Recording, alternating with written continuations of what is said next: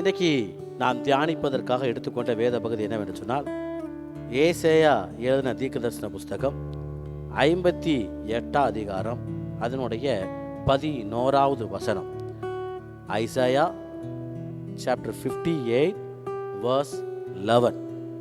கர்த்தர் நித்தமும் உன்னை நடத்தி மகா வறட்சியான காலங்களில் உன் ஆத்துமாவை திருப்தியாக்கி உன் எலும்புகளை நினமுள்ளதாக்குவார். நீ நீர்ப்பாய்ச்சலான தோட்டத்தைப் போலவும் வற்றாத நீரூற்றைப் போலவும் இருப்பாய். வசனத்துடைய பகுதி மட்டும் நம்ம தியானிக்க போகிறோம். மிச்சம் இருக்கிற பகுதி நாம் நேரம் இருக்கும்போது தியானிக்கலாம். முதல் பகுதி என்ன? கர்த்தர் நித்தமும் நம்மை நடத்துகிற தேவன். நம்ம நினைப்போம் எல்லாமே நல்லா போச்சு அப்படின்னா தான் ஆண்டவர் என்னை நடத்துகிறாரு. எங்கேயாவது ஒரு இடத்துல எனக்கு பிரச்சனை, கஷ்டம், பாரம், நிந்தனை, அவமானம் வந்துச்சுன்னா ஆண்டவர் நடத்தலை, பிசாசு என்னை சோதிக்கிறான் அப்படின்னு நம்ம யோசிக்கலாம். ஆனால் அங்கே ஏசாயா தீர்க்கதரிசி சொல்கிறாரு, கர்த்தர் நித்தமும் நம்மை நடத்துகிற தேவன். The God will lead you every day. அதை நம்ம மறந்துடக்கூடாது. ஒவ்வொரு நாளும் அது எப்படி அந்த நாள் தொடங்குன்னு தெரியாது, அந்த நாள் எப்படி முடியும் தெரியாது. ஆனால் ஒரே ஒரு நம்பிக்கை, ஒரே ஒரு விசுவாசம் எனக்கு இருக்குது.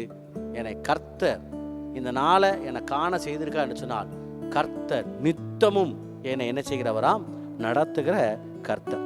யாத்திராகமத்தின் புஸ்தகம் அதனுடைய 15 அதிகாரம் 13வது வசனத்தில் நாம் வாசிப்போம் என்று சொன்னால், யாத்திராகமம் 15 அதிகாரம் 13வது வசனத்தில் இவ்வாறாக சொல்லப்பட்டிருக்கிறது, நீ மீட்டு கொண்ட இந்த ஜனங்களை உமது கிருபையினாலே அழைத்து வந்தீர், உம்முடைய பரிசுத்த வாசஸ்தலத்துக்கு நேராக அவர்களை உமது பலத்தினால் வழி நடத்தினீர்.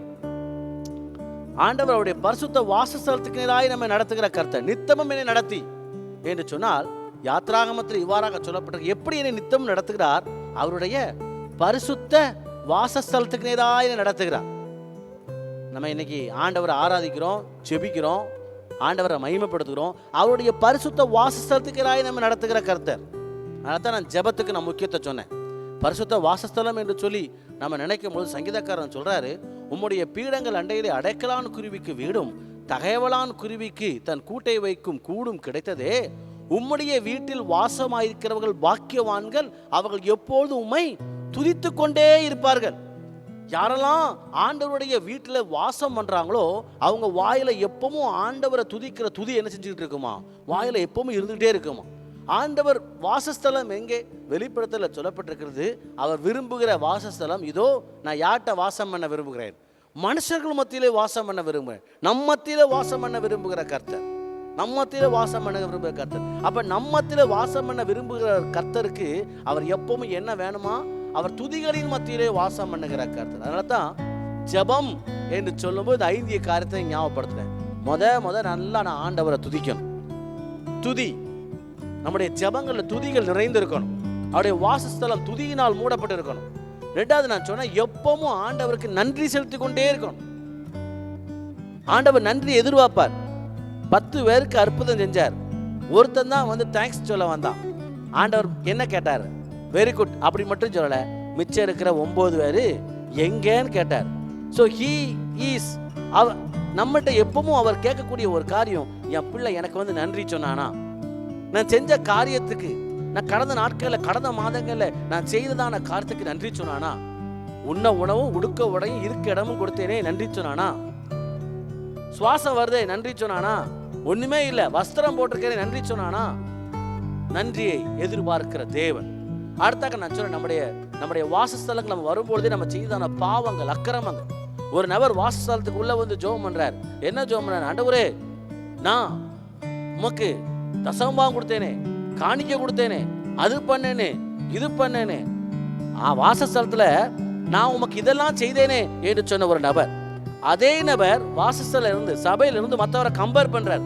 ஆண்டவரே, நான் அவங்க மாதிரி கிடையாது, அந்த ஆயக்கார மாதிரி கிடையாது, நான் நல்லா இருக்கிறேன், நான் கரெக்டா இருக்கிறேன்.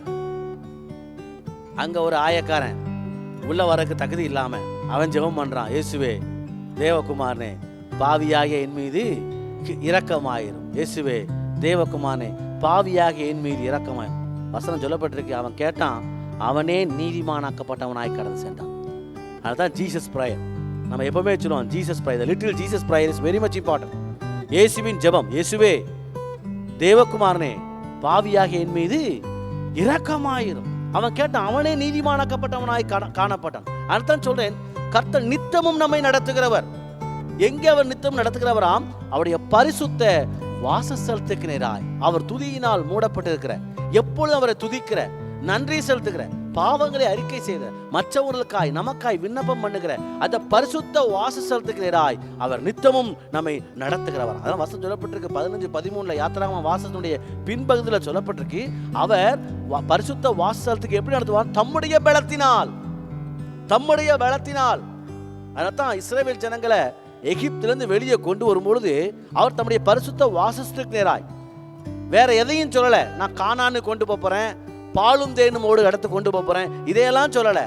நான் என் பிள்ளைகளை ஆராதிப்பதற்கு நான் கொண்டு போறேன், வேற ஒண்ணும் கிடையாது. இவங்க இங்க இருந்து போறதுக்கு காரணமே எதுக்கு சொல்லுங்க பார்க்கலாம்? ஆண்டவரை ஆராதிப்பதற்கு. ஐயா நல்லா தானே வேலை பார்த்துட்டு இருக்காங்க இஸ்ரவேல் ஜனங்களே. யோசிக்கிறாங்கன்னா நல்லா தானேப்பா இருக்கிறோம், எங்களுக்கு நேரத்துக்கு சாப்பாடு தராங்க, ஏதோ தாராங்க.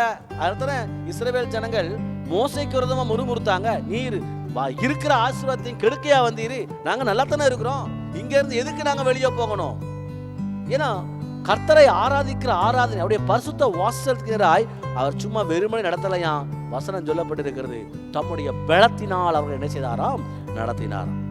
ஆதியாகமத்தின் புஸ்தகம் 24 அதிகாரம் எடுத்துக்கோங்க. ஆதியாகமத்தின் புஸ்தகம் 24 அதிகாரம் அதனுடைய 48வது வசனத்தை வாசிங்க. 24:48. தலை குனிந்து கர்த்தரை பணிந்து கொண்டு, நான் என் எஜமானுடைய சகோதரன் குமாரத்தியை அவர் குமாரனுக்கு கொல்ல என்னை நேர்வழியாய் நடத்தி வந்த என் எஜமானாகிய ஆபிரகாமின் தேவனாகிய கர்த்தரை ஸ்தோத்திரிக்கிறேன். இங்க ஒரு நபர் தன்னை நடத்தி வந்த ஆண்டவருக்கு ஸ்தோத்திரம் சொல்றார். தன்னை இவ்வளவு நேர்த்தியாய் தன்னை நடத்தி வந்த ஆண்டவருக்கு அவர் அதிகமாக ஸ்தோத்திரம் சொல்றார். இது வேற யாரும் கிடையாது, ஆபிரகாமினுடைய ஊழியக்காரன் ஆகிய எலியேசர். தன்னுடைய ஊழியக்காரன், அதாவது தனக்கு எஜமானனாக இருக்கிற ஆபிரகாமினுடைய மகனுக்கு ஏற்ற ஒரு துணையை தேடுவதற்காக கடந்து வரார். நிறைய ரிக்வஸ்ட் வைக்கிறார். ஆண்டவரை இப்படி செஞ்சா நல்லா இருக்கும், இப்படி செஞ்சா நல்லா இருக்கும். அவர் என்ன நினைச்சாரோ அந்தந்த பாதையில் ஆண்டவர் நடத்தி வந்தார். அதனால்தான் அந்த ஊழியக்காரன் சொல்லக்கூடிய வார்த்தை என்ன? தலை குனிஞ்சு ஆண்டவரை பணிந்து கொண்டு என்ன சொல்றான்? தலை குனிந்து கர்த்தரை பணிந்து கொண்டு என்ன சொல்றான்? நான் சொல்லுங்க பார்க்கலாம். நான் என் எஜமானுடைய சகோதரன் குமாரத்தியை அவர் குமாரனுக்கு கொல்ல என்னை நேர்வழியாய் நடத்தி வந்த என் எஜமானாகிய ஆபிரகாமின் தேவனாகிய கர்த்தரை ஸ்தோத்தரிக்க. எனக்கு கன்ஃபியூஸ்ல ஆண்டவர் விடலை. எனக்கு ஒரு பெரிய ஒரு ஜாப் கொடுத்துருந்தாரு என்னுடைய எஜமானன். இன்னைக்கு நிறைய பேர் நம்ம வேலை பார்க்குறோம், நம்ம ஊழியம் செய்கிறோம், நிறைய பேர் பிஸ்னஸில் இருக்கிறாங்க. அவங்க எஜமானுக்கு, அதாவது அவங்களுக்கு மாஸ்டராக இருக்கிற அவங்க லீடருக்கு அவங்க ஒரு காரியத்தை செய்ய சொன்னாங்கன்னா செய்வதற்கு வசனம் இங்கே சொல்லப்பட்டிருக்கு, தன்னை நேர்வழியாய் நடத்தி வந்த கர்த்தரை நான் ஸ்தோத்தரிக்கிறேன். நம்மளை வழி நடத்துகிற கர்த்தர். நீங்கள் செய்கிற வேலைகளில் ஆண்டவர் தான் உங்களை வழி நடத்தணும். ஏதோ என் கையில் பொறுப்பு கொடுத்துட்டாங்க அதனால நான் இஷ்டப்படி செய்வேன் அப்படின்னு எலியேசர் சொல்லலை. என்னை நம்பி கொடுத்துருக்காங்கப்பா, எனக்கு தான் அந்த பொறுப்பு. வேற யார்? எங்கள் எஜமானுக்கு நிறைய வேலைக்காரங்க இருந்தாங்க, நிறைய பேர் இருந்தாங்க, ஆனால் என்கிட்ட கொடுத்துருக்காரு அப்படின்னு பெருமைப்படுவதற்கான இது போஸ்ட் கிடையாது. இல்லை வேற யாருமே கிடைக்கல, நான் ஒருத்தன் தான்பா இருக்கிறேன் அப்படின்னு நம்மை நாமே சிந்திக்கிற காரியமும் அல்ல. இவன் நினச்சிட்டு வார எல்லாமே என்னை நடத்துங்க ஆண்டவரை, என்னை நடத்துங்க ஆண்டவர். என்னை நம்பி இந்த பொறுப்பை கொடுத்துருக்குறாங்க, என்னை நம்பி இதை செய்ய சொல்லிக்கிறாங்க, என்னை நம்பி இந்த காரியத்தை நடத்த சொல்கிறாங்க. எனக்கு எப்படி செய்யணும்னு தெரியல, ஆனால் ஒன்னே ஒன்று, நீங்கள் நடத்துவீங்க. ஆனால் ஆண்டவர் அவன் நினச்ச மாதிரியே நேர்வழியாக நடத்துகிறார். என்ன அவன் நினச்ச மாதிரி நேர்வழியாக அவன் நடத்துகிறார் என்று சொன்னால், இவன் எதிர்பார்க்குறான் என்னன்னா, நான் என் ஒட்டகங்களுக்கு தண்ணீர் வார்க்கேன் என்று சொல்லுகிற பெண்ணை. அந்த வசந்த மேலே முன்னாடி வாசித்து பாருங்க பார்க்கலாம். 43 வாசிங்க. 43 24 43.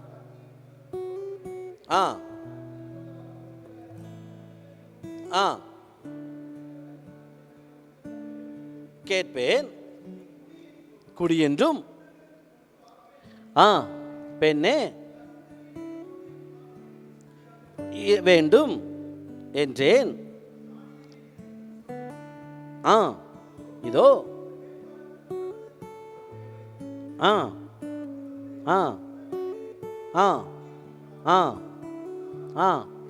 இதுதான் அடையாளம். எஜமான் ஒரு ஜாப் கொடுக்குறாரு. ஆபிரகாம் இதெல்லாம் சொல்லி அனுப்பல. ஏப்பா என்னுடைய சந்ததியில் போய், அதாவது இது எங்கள் சொந்தக்காரங்க இருக்காங்க, இந்த அட்ரஸில் போய் கண்டுபிடிச்சி இங்கே போய் பொண்ணு பார்த்துட்டு வா அப்படின்னு சொல்லி விடலை. எதையும் சொல்லி விடல. இந்த வேலையை நீ எனக்காக செய், என் இனத்துல போய் இந்த வேலையை எனக்காக செய், என் மகன் ஈசாக்குக்கு ஏற்ற ஒரு துணையை நீ கண்டுபிடிச்சிட்டு வா அப்படின்னு தன்னுடைய ஊழியக்காரனுக்கு சொல்லி அனுப்பும் பொழுது, இந்த ஊழியக்காரன் வர வர ஜெபம். அதான் இங்கே சொல்லப்பட்டு அவனுடைய ஜெபம் என்ன? ஜெபத்தில் ஒரு ஒரு ஜெப விண்ணப்பம் என்ன? ஆண்டவரே, நான் போய் ஒரு ஊரில் போய் ஒரு பொண்ணு பார்க்கறதா வீடு வீடாக போய் கேட்க முடியும்? நீங்களே சொல்லுங்கள். ஒவ்வொரு வீட்டையும் திறந்து, ஏக்கா உங்கள் வீட்டில் பொண்ணு இருக்கா, ஏக்கா உங்கள் வீட்டில் பொண்ணு இருக்கா, இப்படியா நம்ம கேட்க முடியும்? ஏன்னா எங்கள் எஜமான் அனுப்பியிருக்காரு, உங்கள் வீட்டில் பொண்ணு இருக்கா, உங்கள் வீட்டில் பொண்ணு இருக்கா, இன்னும் தெரியாத இடத்துக்கு வந்துட்டு இப்படியா கேட்க முடியும்? இல்லை, இவன் ஆண்டவர்கிட்ட கேட்குறான், ஆண்டவரே எப்படியாவது என் எஜமான் பிரியப்படுகிற ஏற்ற ஒரு துணை எனக்கு எப்படியாவது கண்ணில் காட்டிருங்க ஆண்டவரே. ஆனால் அதுக்கு ஒன்றே ஒன்று, நான் வேற எங்கேயும் போக முடியாது, நான் அதை துற வேண்டாம், அந்த கிணத்து பக்கம் நான் உட்காடுறேன். இப்போ எல்லாரும் தண்ணி மோக்க வருவாங்க. அப்போ நான் யார்கிட்ட தண்ணி கேட்பேன்?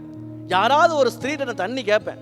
அவங்க நீனும் தண்ணியை குடி, உன் ஒட்டகங்களுக்கும் நான் தண்ணி என்ன செய்வேன், வாத்து தருவேன்னு யாரு சொல்றாங்களோ அவங்க தான் யாரு? அவங்க தான் யாரு? என்னுடைய எஜமானுடைய மகனுக்கு ஏற்ற துணை என்று சொல்லி தனக்குள்ள ஒரு பொருத்தனை பண்ணி ஆண்டவர்கிட்ட ஜெபம் பண்றான்.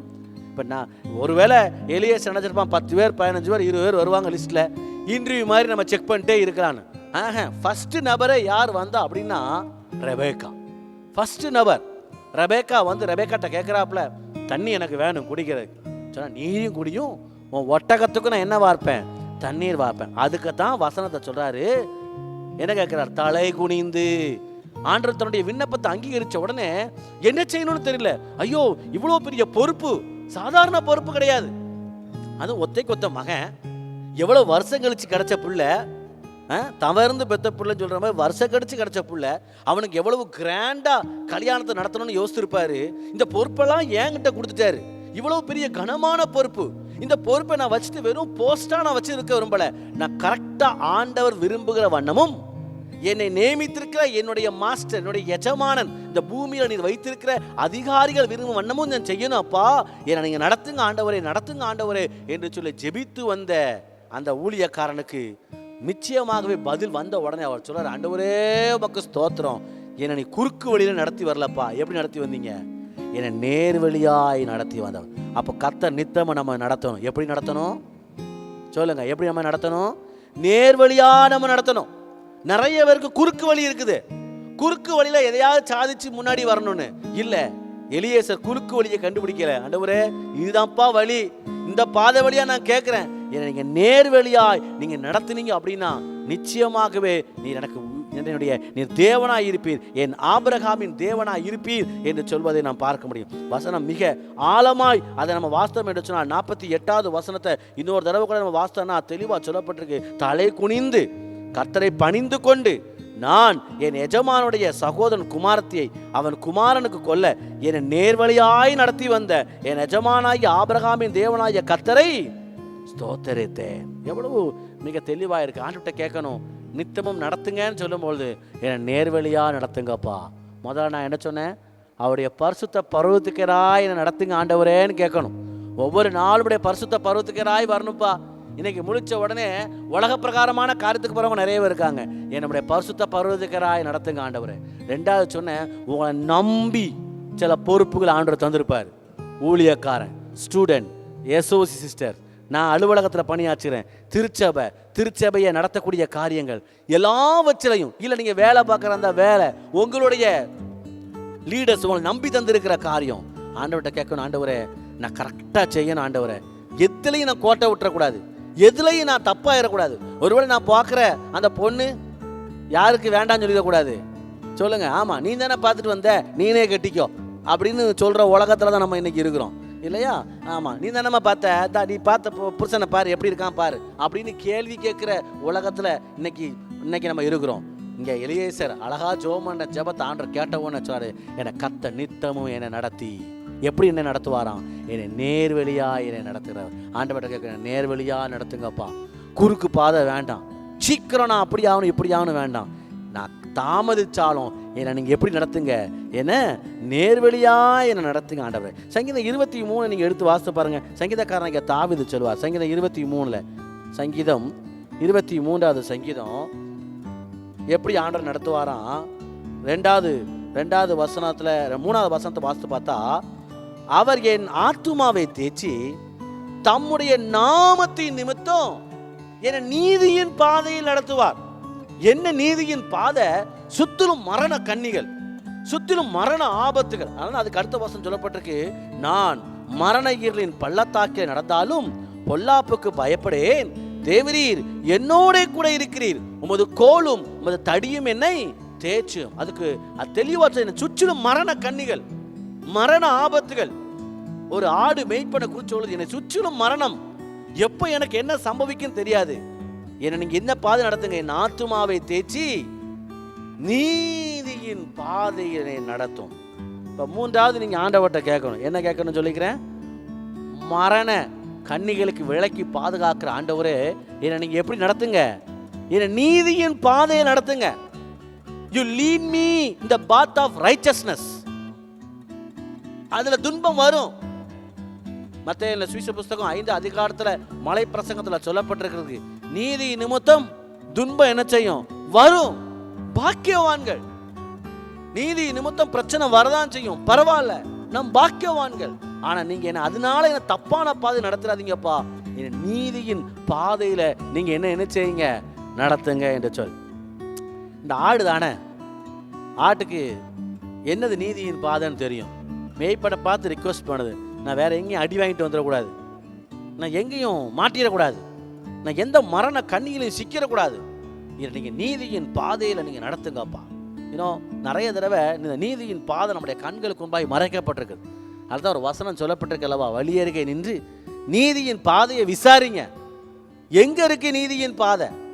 இந்த ஆடு கேட்குது, என்னை நீதியின் பாதையில் நீங்கள் நடத்துங்க.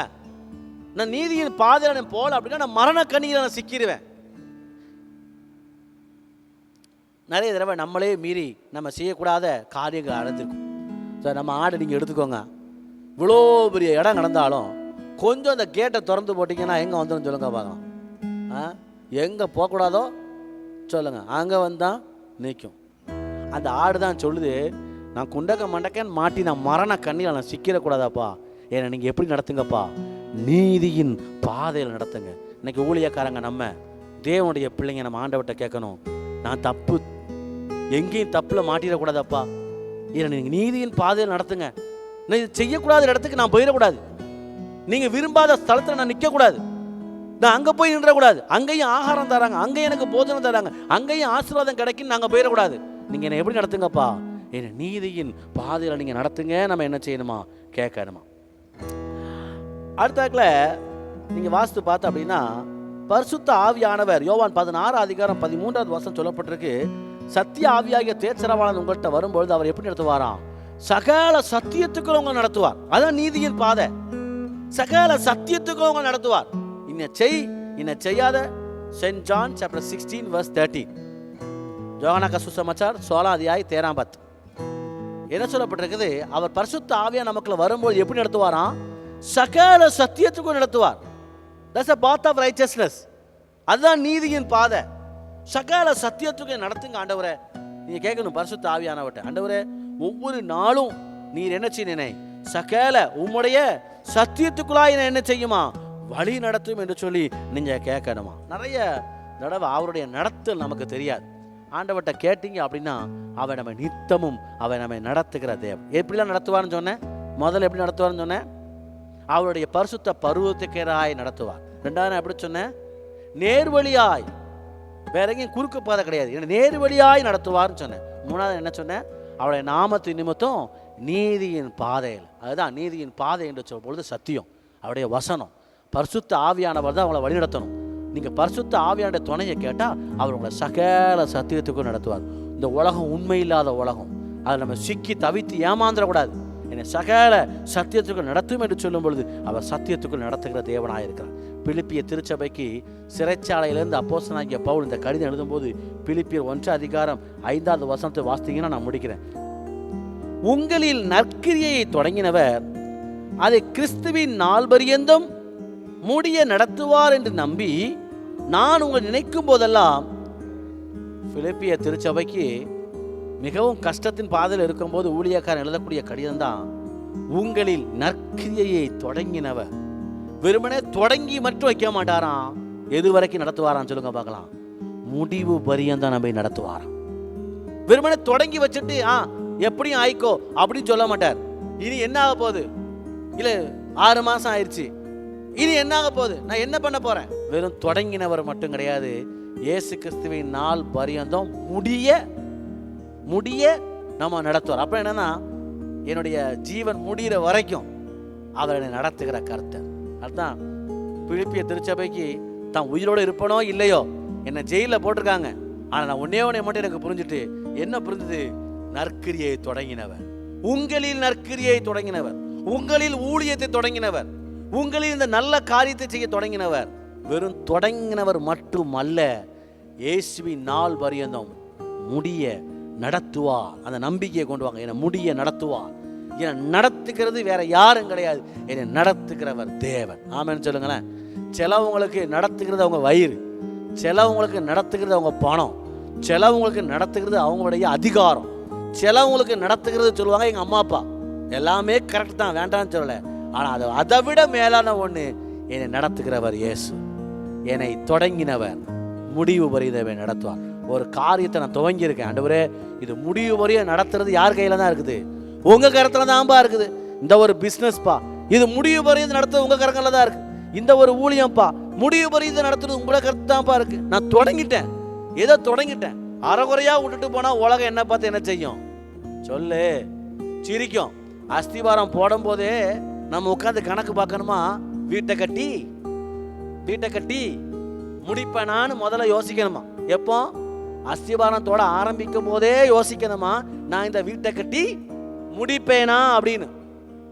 உட்காந்து கணக்கு பார்க்க கடவன் அப்படின்னு இருக்கு பைபிள்ல. எப்படி கணக்கு பார்க்கணுமா, வருமா, சரி குழி வரைக்கும் தோண்டி இருக்கிறோம், கல் இவ்வளவு வரும், இதுக்கப்புறம் இது வரும், பில்லர் போடணும், இது வரும், இது இவ்வளவு வரும், இவ்வளவுதான் இருக்குது, இது இவங்ககிட்ட வாங்குவேன், இவ்வளவு நகை இருக்குது, இவ்வளவு கடன் வாங்குவேன், எல்லாத்தையும் உட்கார்ந்து கணக்கு பார்க்க கடவன். நம்ம கணக்கு பார்க்காம நம்ம உட்கார்ந்து நம்ம தொடங்கணும். அவங்க கட்டிட்டாங்க, இவங்க கட்டிட்டாங்க, அவங்க செய்யறாங்க, இவங்க செய்யறாங்கன்னு நானும் களத்துல இறங்கிட்டேன் அப்படின்னா நான் எங்க போய் நிக்க போறேனோ தெரியல. வெறும் தொடங்கினா மட்டும் வசனம் சொல்லப்பட்டிருக்கு, ஊர் பரியாசம் பண்ணுமே, இவன் தொடங்கிட்டான் முடிக்கிறதுக்கு என்ன இல்லை வக்கு இல்லையேன்னு சொல்லி பரியாசம் பண்ணிடக்கூடாதான். அப்ப நம்ம ஆண்டவர்கிட்ட ஒப்பு கொடுப்போம், ஆண்டவரே இந்த காரியத்தை நான் தொடங்கின காரியத்தை நீ வெறுமனை தொடங்கினவர் மட்டும் அல்ல, சொல்லி முடிங்க, இயேசுவின் நாள் பரியந்தம் என்ன செய்வார், அவர் முடிய நடத்த அவர் வல்லவராக இருக்கிறார். ஸோ நம்ம ஆண்டுடைய கருத்துல நம்ம எல்லாரும் முழங்கால் படித்து நம்ம ஜெபம் பண்ண போறோம். நம்ம எல்லாரும் ஜெபம் பண்ணுவோமா? ஏசாயா 58:11 நீங்க வாசிங்க. கர்த்தர் நித்தமும் நம்மை நடத்தி மகா வறட்சியான காலங்களிலேயும் நம்மை திருப்தியாக்குற தேவன். ஆண்டவர்கிட்ட கேங்க, நீங்கள் தான்ப்பா நடத்தணும். நிறைய காரியங்களில் என்னால் முன்னேறி செல்லவே முடியல. நான் எவ்வளவு முன்னேறி போக நினச்சாலும் நான் பின்னேறி வந்துக்கிட்டே தான் இருக்கிறேன். உங்கள் கருத்தில் ஒப்பு கொடுக்குறேன். கர்த்தர் என்னை நித்தமும் என்னை நடத்துங்கப்பா. முதல்ல நான் சொன்னேன், உம்முடைய பலத்தினால் அவருடைய பர்வதம் வரைக்கும் என்னை நடத்துகிற கர்த்தர். என்னோட எதிர்காலத்தை குறித்து கேள்விக்குறியாக இருக்கும்பொழுது என்னை நேர்வழியாய் நடத்துகிற கர்த்தர். மரண கண்ணிகளிலும் ஆபத்திலையும் நான் சிக்கிவிடுவேனோ என்று சொல்லி சிந்திக்கும் பொழுது உடைய நாமத்தின் நிமித்தம் நீதியின் பாதையில் நடத்துகிற கர்த்தர். அப்பா, இந்த நேரத்தில் உடைய கருத்தில் ஒப்பு கொடுக்கிறோம். எங்களில் நற்கிரியை தொடங்கினவர் அதை இயேசு கிறிஸ்துவின் நாள் பரியந்தம் முடிய நடத்துவார் என்று சொல்லி நாங்கள் நம்பி உமக்கு நாங்கள் ஸ்தோத்திரம் செலுத்துகிறோம்.